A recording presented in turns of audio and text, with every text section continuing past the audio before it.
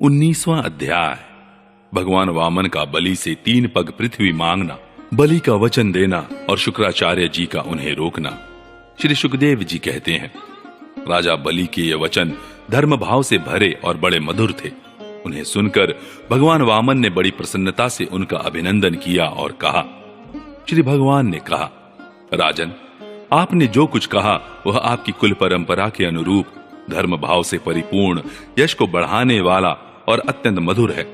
क्यों ना हो, परलोक हितकारी धर्म के संबंध में आप भृगुपुत्र शुक्राचार्य को परम प्रमाण जो मानते हैं, साथ ही अपने कुल वृद्ध पितामह परम शांत प्रहलाद जी की आज्ञा भी तो आप वैसे ही मानते हैं। आपकी वंश परंपरा में कोई धैर्यहीन अथवा कृपण पुरुष कभी हुआ ही नहीं। ऐसा भी कोई नहीं हुआ जिसने ब्राह्मण को कभी दान न दिया हो, अथवा जो एक बार किसी को कुछ देने की प्रतिज्ञा करके बाद में मुकर गया हो। दान के अवसर पर याचकों की याचना सुनकर और युद्ध के अवसर पर शत्रु के ललकारने पर उनकी ओर से मुंह मोड़ लेने वाला कायर आपके वंश में कोई भी नहीं हुआ। क्यों ना हो, आपकी कुल परंपरा में प्रहलाद अपने निर्मल यश से वैसे ही शोभायमान होते हैं जैसे आकाश में चंद्रमा। आपके कुल में ही हिरण्याक्ष जैसे वीर का जन्म हुआ था। वह वीर जब हाथ में गदा लेकर अकेला ही दिग्विजय के लिए निकला, तब सारी पृथ्वी में घूमने पर भी उसे अपनी जोड़ का कोई वीर न मिला।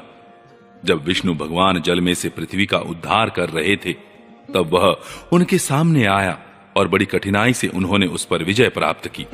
परंतु उसके बहुत बाद भी उन्हें बार बार हिरण्याक्ष की शक्ति और बल का स्मरण हो आया करता था, और उसे जीत लेने पर भी वे अपने को विजयी नहीं समझते थे।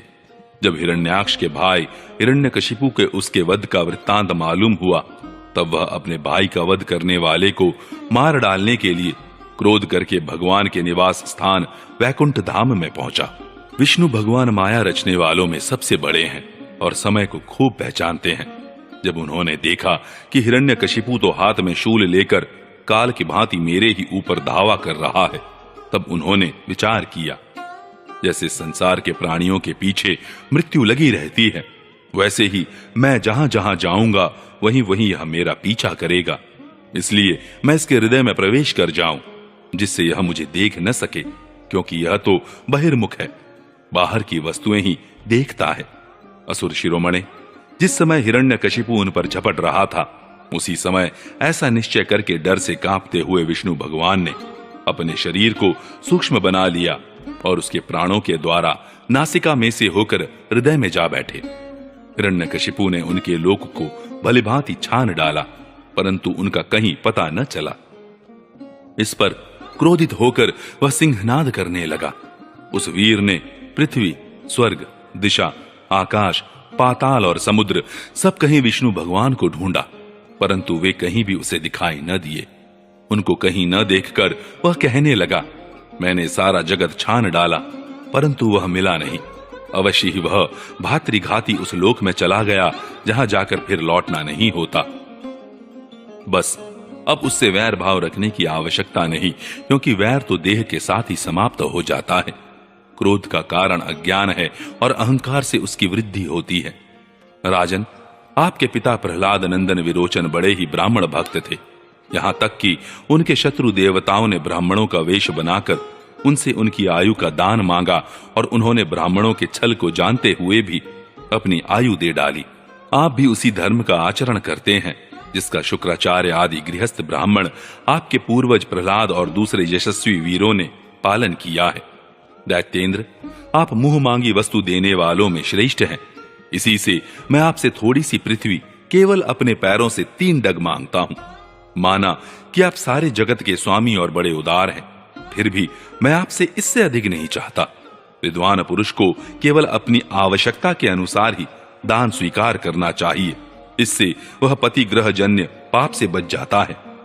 राजा बलि ने कहा, ब्राह्मण कुमार, तुम्हारी बातें तो वृद्धों जैसी हैं, परंतु तुम्हारी बुद्धि अभी बच्चों की सी है।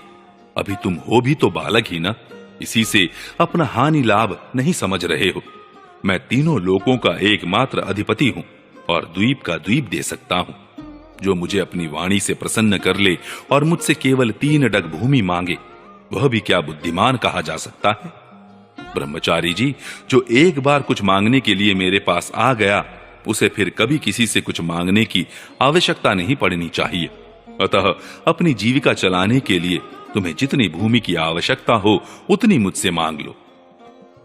श्री भगवान ने कहा, राजन, संसार के सब प्यारे विषय एक मनुष्य की कामनाओं को भी पूर्ण करने में समर्थ नहीं है, यदि वह अपनी इंद्रियों को वश में रखने वाला संतोषी ना हो। जो 3 पग भूमि से संतोष नहीं कर लेता, उसे 9 वर्षों से युक्त एक द्वीप भी दे दिया जाए तो भी वह संतुष्ट नहीं हो सकता, क्योंकि उसके मन में 7 द्वीप पाने की इच्छा बनी ही रहेगी। मैंने सुना है कि पृथु, गय आदि नरेश 7 द्वीपों के अधिपति थे, परंतु उतने धन और भोग की सामग्रियों के मिलने पर भी वे तृष्णा का पार न पा सके। जो कुछ प्रारब्ध से मिल जाए उसी से संतुष्ट हो रहने वाला पुरुष अपना जीवन सुख से व्यतीत करता है, परंतु अपनी इंद्रियों को वश में न रखने वाला तीनों लोकों का राज्य पाने पर भी दुखी ही रहता है, क्योंकि उसके हृदय में असंतोष की आग धधकती रहती है। धन और भोगों से संतोष न होना ही जीव के जन्म मृत्यु के चक्कर में गिरने का कारण है, तथा जो कुछ प्राप्त हो जाए उसी में संतोष कर लेना मुक्ति का कारण है। जो ब्राह्मण स्वयं प्राप्त वस्तु से ही संतुष्ट हो रहता है, उसके तेज की वृद्धि होती है। उसके असंतोषी हो जाने पर उसका तेज वैसे ही शांत हो जाता है जैसे जल से अग्नि। इसमें संदेह नहीं कि आप मुंह मांगी वस्तु देने वालों में शिरोमणि हैं। इसलिए मैं आपसे केवल 3 पग भूमि ही मांगता हूं, इतने से ही मेरा काम बन जाएगा। धन उतना ही संग्रह करना चाहिए जितने की आवश्यकता हो। श्री सुखदेव जी कहते हैं, भगवान के इस प्रकार कहने पर राजा बलि हंस पड़े। उन्होंने कहा, अच्छी बात है, जितनी तुम्हारी इच्छा हो उतनी ही ले लो। यूं कहकर वामन भगवान को 3 पग पृथ्वी का संकल्प करने के लिए उन्होंने जलपात्र उठाया। शुक्राचार्य जी सब कुछ जानते थे, उनसे भगवान की यह लीला भी छिपी नहीं थी। उन्होंने राजा बलि को पृथ्वी देने के लिए तैयार देखकर उनसे कहा। शुक्राचार्य जी ने कहा, विरोचन कुमार, ये स्वयं अविनाशी भगवान विष्णु है। देवताओं का काम बनाने के लिए कश्यप की पत्नी अदिति के गर्भ से अवतीर्ण हुए हैं। तुमने यह अनर्थ न जानकर कि यह मेरा सब कुछ छीन लेंगे, इन्हें दान देने की प्रतिज्ञा कर ली है। यह तो दैत्यों पर बहुत बड़ा अन्याय होने जा रहा है, इसे मैं ठीक नहीं समझता। स्वयं भगवान ही अपनी योग माया से यह ब्रह्मचारी बनकर बैठे हुए हैं। ये तुम्हारा राज्य, ऐश्वर्य, लक्ष्मी, तेज और विश्व विख्यात कीर्ति सब कुछ तुमसे छीनकर इंद्र को दे देंगे। ये विश्व रूप है। 3 पग में तो ये सारे लोकों को नाप लेंगे। मूर्ख, जब तुम अपना सर्वस्व ही विष्णु को दे डालोगे तो तुम्हारा जीवन निर्वाह कैसे होगा? ये विश्व व्यापक भगवान एक पग में पृथ्वी और दूसरे पग में स्वर्ग को नाप लेंगे। इनके विशाल शरीर से आकाश भर जाएगा, तब इनका तीसरा पग कहां जाएगा? तुम उसे पूरा न कर सकोगे। ऐसी दशा में मैं समझता हूं कि प्रतिज्ञा करके पूरा न कर पाने के कारण तुम्हें नरक में ही जाना पड़ेगा, क्योंकि तुम अपनी की हुई प्रतिज्ञा को पूर्ण करने में सर्वथा असमर्थ होगे। विद्वान पुरुष उस दान की प्रशंसा नहीं करते जिसके बाद जीवन निर्वाह के लिए कुछ बचे ही नहीं। इसका जीवन निर्वाह ठीक ठीक चलता है, वही संसार में दान, यज्ञ, तप और परोपकार के कर्म कर सकता है।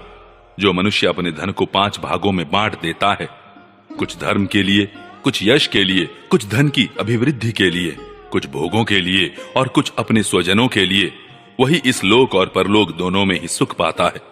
असुर शिरोमणे, यदि तुम्हें अपनी प्रतिज्ञा टूट जाने की चिंता हो तो मैं इस विषय में तुम्हें कुछ ऋग्वेद की श्रुतियों का आशय सुनाता हूं। तुम सुनो। श्रुति कहती है, किसी को कुछ देने की बात स्वीकार कर लेना सत्य है और नकार जाना अर्थात अस्वीकार कर देना असत्य है। यह शरीर एक वृक्ष है और सत्य इसका फल फूल है, परंतु यदि वृक्ष ही न रहे तो फल फूल कैसे रह सकते हैं?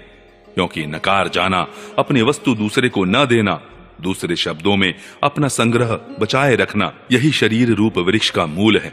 जैसे जड़ न रहने पर वृक्ष सूख कर थोड़े ही दिनों में गिर जाता है, उसी प्रकार यदि धन देने से अस्वीकार न किया जाए तो यह जीवन सूख जाता है, इसमें संदेह नहीं।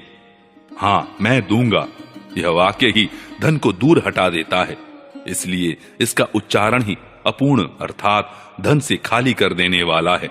यही कारण है कि जो पुरुष हाँ मैं दूंगा ऐसा कहता है वह धन से खाली हो जाता है। जो याचक को सब कुछ देना स्वीकार कर लेता है वह अपने लिए भोग की कोई सामग्री नहीं रख सकता। इसके विपरीत मैं नहीं दूंगा यह जो अस्वीकारात्मक असत्य है वह अपने धन को सुरक्षित रखने तथा पूर्ण करने वाला है, परंतु ऐसा सब समय नहीं करना चाहिए। जो सबसे सभी वस्तुओं के लिए नहीं करता रहता है उसकी अपकीर्ति हो जाती है। वह तो जीवित रहने पर भी मृतक के समान ही है। स्त्रियों को प्रसन्न करने के लिए हास परिहास में, विवाह में कन्या आदि की प्रशंसा करते समय अपनी जीविका की रक्षा के लिए, प्राण संकट उपस्थित होने पर गौ और ब्राह्मण के हित के लिए तथा किसी को मृत्यु से बचाने के लिए असत्य भाषण भी उतना निंदनीय नहीं है।